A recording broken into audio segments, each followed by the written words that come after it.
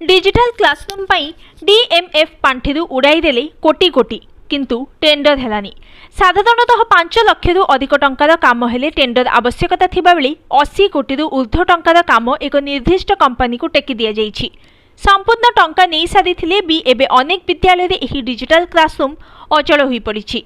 केन्दुझर जिल्लार 350 विद्यालय एवं उच्च विद्यालय श्रेणी गृह को डिजिटल क्लासरूम करने को व्यवस्था होइथिला। एथिपई डीएमएफ ट्रस्ट रु खर्च हेबाको स्थिर हेबा परे टीसीआईएल नामक एक कंपनी को बुझामणा भित्तिरे एही काम दियागला। Web camera, microphone, computer, speaker भली एकाधिक व्यवस्था थाई एही डिजिटल क्लासरूम करने को बुझामणा पत्र भी स्वाक्षर हेला। तत्कालीन जिलापाल निर्देश क्रमे तत्कालीन जिला शिक्षा अधिकारी टीसीआईएल अधिकारी सहित यह बुझामणा पत्र स्वाक्षर करथिले। तेबे चुक्तिपत्र अनुसार समस्त विद्यालय डिजिटल क्लासरूम करने को 80 कोटी 44 लक्ष